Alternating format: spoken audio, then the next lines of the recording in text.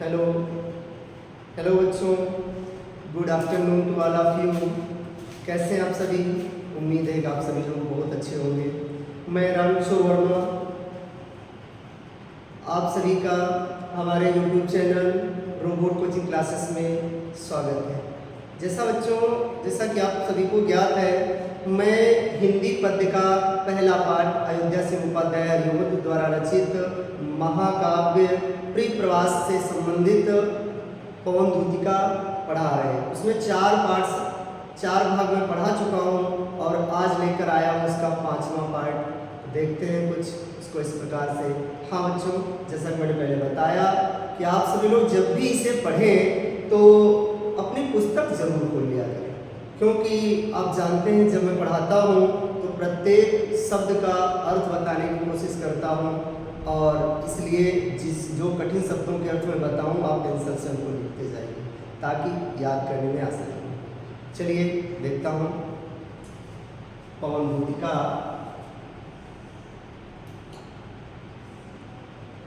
पद्यांश 5वां, पद्यांश नंबर 13। देखते हैं क्या कहती हैं राधा वायु से। यहाँ पर प्रसंग में बता देता हूँ कि वायु और राधा में वार्तालाप चल रहा है। तो राधा पवन को समझा रही, दूती अपना बनाकर समझा रही कि जब तुम मथुरा पहुंच जाओगी तो वहां पर तुम्हें श्री कृष्ण दिखाई पड़ेंगे। जब श्री कृष्ण दिखाई पड़ेंगे तुम ऐसे तो पहचान नहीं पाओगी।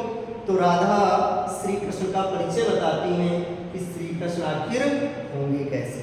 तो देखते हैं, कहती है कि सांचे डाला सकल वपु है, सांचे डाला सकल वपु है, दिव्य सौंदर्यशाली सत्पुष्पों सी सुरभि उसकी प्राण संपोषिका,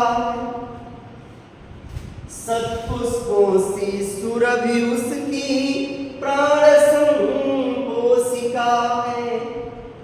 दोनों कंधे वृषभ वर से हैं बड़े ही सजीले, दोनों कंधे वृषभ वर से हैं बड़े ही सजीले, लंबी बाहें कलभ कर सी शक्ति की पेटिका है, लंबी बाहें कलभ कर सी शक्ति की पेटिका है। ये बताया राधा ने पवन से कि हे बहन, जब तुम जाओगी तो वो शख्स, वो इंसान तुम्हारे सामने पड़ेंगे जिनका नाम कान्हा होगा। उनके शरीर की बनावट कैसी होगी तो आपको बता दें कैसे शरीर की बनावट कैसी होगी। मैं बता देता हूं कि सांचे ढाला सकल वपु, सकल माने सारा या कहें संपूर्ण, संपूर्ण शरीर। उनका संपूर्ण शरीर इस प्रकार से सुंदर और सुडौल होगा, फिटनेस उनकी इतनी अच्छी होगी, ऐसा लगेगा कि जैसे उस सांचे में ढाले गए। इस प्रकार से उनके शरीर की बनावट है जैसे उस सांचे में ढाल कर बनाए गए हों। दिव्य सौंदर्य से और उनकी अलौकिक सुंदरता, उनके शरीर की अलौकिक सुंदरता तुम्हें देखने को मिलेगी। इस प्रकार से उनके शरीर की बनावट है जैसे वो सांचे में ढाले गए हों। सत्पुष्पों सी सूरज उसकी प्राण संपोषिका है, और वो इस प्रकार से लगेंगे तुमको कि जैसे सैकड़ों प्रकार की पुष्पों की सुगंध, सैकड़ों प्रकार के पुष्पों की सुगंध उनके प्राणों का संपोषण कर रहे हैं। उनको देखते ही आपके अंदर इतनी लालायिता हो जाएगी, उनको देखते ही रह जाएंगे। ऐसा लगेगा कि सैकड़ों प्रकार के पुष्पों की सुगंध आपको उनके प्राणों को संपोषण करने वाली है। दोनों कंधे वृषभ वर से, उनके दोनों कंधे कैसे होंगे? वृषभ माने बैल, अर्थात यहाँ पर वृषभ वर शब्द जो प्रयोग किया गया है वो एक स्थान के लिए शब्द होता है। मतलब वृषभ वर माने श्रेष्ठ बैल का, अर्थात एक साढ़ के जैसे दोनों उनके कंधे होंगे बड़े ही सजीले, बहुत ताकतवर दोनों उनके कंधे बड़े होंगे। और लंबी बाहें कलब करसी। अब देखिए यहाँ पर भी रुकना सर, देखिए बच्चों कुछ टेक्निकल प्रॉब्लम की वजह से ये हानि हुई, उसके लिए क्षमा चाहता हूँ। देखते हैं दोनों कंधे वृषभवर्षी, दोनों कंधे उनके एक श्रेष्ठ बैग की तरह, अर्थात की तरह मजबूत दोनों कंधे उनके होंगे, हैं बड़े ही सजीले, दोनों कंधे उनके बहुत ही मजबूत हैं और उनकी लंबी लंबी भुजाएं।